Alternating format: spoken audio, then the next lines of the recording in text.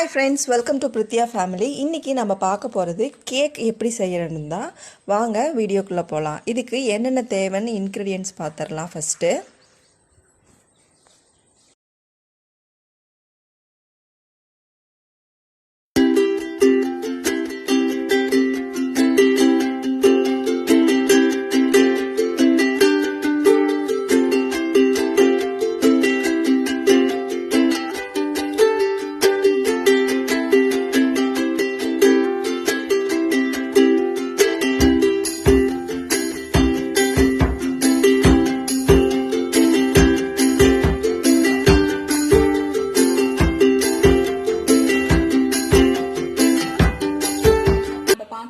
ஸ்பாஞ்சியான கேக்கு வீட்லயே நம்ம எப்படி ரெடி பண்ணலாம் அப்படிங்கிறது தான். அதுக்காக நான் இப்போ என்ன பண்றேன்னா, குக்கர்ல கொஞ்சமா மணல் போட்டு ஒரு ஸ்டாண்ட் வச்சு டீ வந்து மினிமம் கொஞ்சம் லோ ஃப்ளேம்ல வச்சு ப்ரீ ஹீட் பண்ண போறேன் ஒரு 10 நிமிஷம். இந்த 10 நிமிஷம் போது நம்மளுக்கு கேக் ரெடி பண்ணுறது. ரொம்ப சிம்பிள் அண்ட் ஈஸியான ரெசிபி. எப்படி பண்றதுன்னு இப்போ நம்ம பார்க்கலாம். இது ப்ரீ ஹீட் ஆகிறதுக்கு 10 நிமிஷத்துக்குள்ளே நம்ம கேக்கு மாவு ரெடி பண்ணிடலாம். நம்ம அதுக்கு 3 முட்டை எடுத்துக்கலாம்.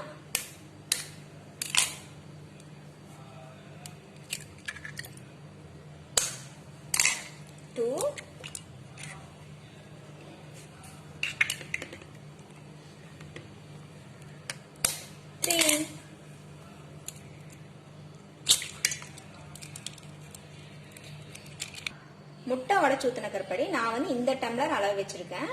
இது வந்து ஒரு 1/4 டம்ளருக்கு மட்டும் ஆயில் ஊத்திக்கலாம். இந்த டம்ளர்ல நம்ம என்ன அளவு எடுத்தாலும் இதே டம்ளர் வச்சு எடுத்துக்கலாம். நம்ம இதுல வந்து 1/4 டம்ளர் ஆயில் மிக்ஸ் பண்ண கருப்படி அதே டம்ளர்ல ஒரு 1/2 டம்ளர் வந்து நல்லா புளிக்காத கெட்டி தயிரா எடுத்துக்கங்க. 1 டம்ளர் அளவு வந்து நம்ம பவுடர் பண்ண சுகர் எடுத்துக்கலாம். அதையும் சேர்ந்து நம்ம மிக்சியில போட்டு அடிச்சுக்கலாம்.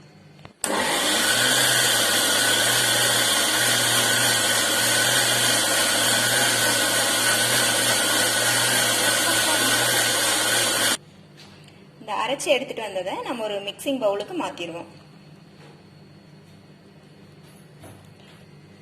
மைதா மாவு அதே டம்ளர்ல ஒரு 1.5 டம்ளர் நம்ம மைதா மாவு ஆட் பண்றோம். பேக்கிங் பவுடர் வந்து 1 ஸ்பூன் நம்ம ஆட் பண்ணலாம். அடுத்தது பேக்கிங் சோடா வந்து ஒரு 1/2 டீஸ்பூன். இது எல்லாத்தையும் ஒரு ஒயர் விஸ்க் வச்சு நல்லா கலந்துக்கலாம்.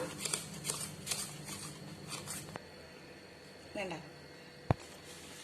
அடுத்தது வெண்ணிலா எசன்ஸ் வந்து நம்ம டேஸ்ட்டுக்கு தகுந்த மாதிரி 1 ஸ்பூன் ஊற்றிக்கலாம். உங்களுக்கு வந்து வெண்ணிலா எசன்ஸ் இருந்துச்சுன்னா யூஸ் பண்ணுங்க, இல்லாட்டி உங்கள் ஃப்ளேவர் எதுவும் அதை நீங்கள் யூஸ் பண்ணிக்கலாம். இப்போ இந்த மாதிரி நம்ம மிக்ஸ் பண்ணி வச்சுருக்கோம். அதை வந்து இந்த மாதிரி ஒரு பாத்திரத்தில் நம்ம மாற்றிக்கலாம். அதுக்கு என்ன பண்ணலாம்னா, உள்ள கொஞ்சம் ஆயில் விட்டு அதை வந்து உள்ள எல்லா பக்கம் படுற மாதிரி ஆயில் நம்ம அப்ளை பண்ணி வச்சுக்கலாம். குண்டாங்க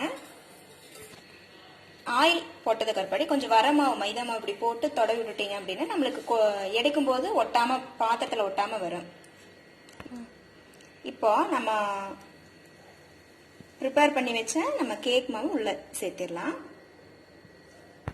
நம்ம ஆல்ரெடி ப்ரீ ஹீட் பண்ணி வச்சிருந்தோம்ல குக்கர்ல, அதுக்குள்ள ஒரு ஸ்டாண்ட் வச்சு நம்ம இப்போ எடுத்து இந்த மாவை எடுத்து கேக் மாவை உள்ள வச்சுட்டு ஒரு 40 மினிட்ஸ் வந்து நம்ம பேக் பண்ணுவோம்.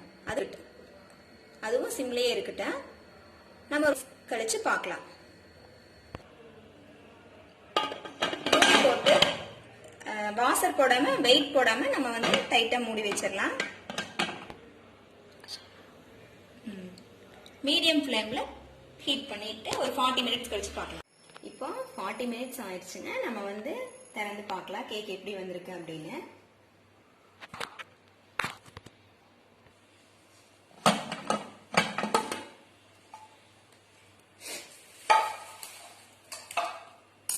அடுப்பு ஆஃப் பண்ணிடலாம். ஒரு குச்சி வச்சு எந்திரிச்சான்னு பார்த்தோம் அப்படின்னம்னா ஒட்டாம வந்திருக்கு. அதனால அடுப்பு ஆஃப் பண்ணிட்டோம்.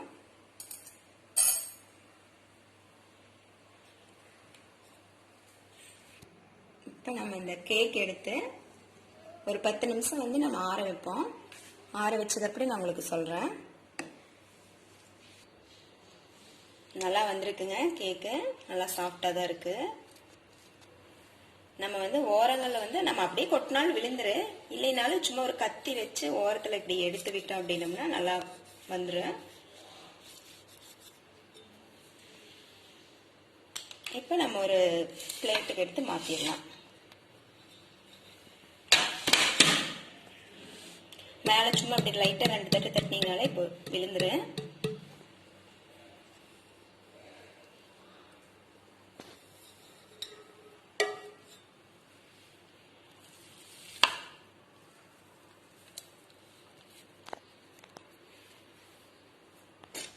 நம்மளோட கேக் வந்து ரெடி ஆயிடுச்சுங்க. ரொம்ப சூப்பராக ரெடி ஆயிடுச்சு. நான் இதை உங்களுக்கு கட் பண்ணி காமிக்கிறேன். கட் பண்ணி பார்க்கலாங்க எப்படி வந்திருக்குன்னு. நல்லா சாஃப்டாக தான் இருக்கு, பார்த்தாலே தெரியுது.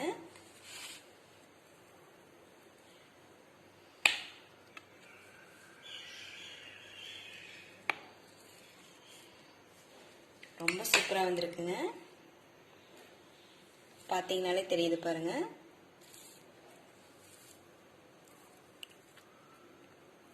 நல்லா ஸ்பாஞ்சியா நல்லா லேயர் லேயரா தெரியுது பாருங்க.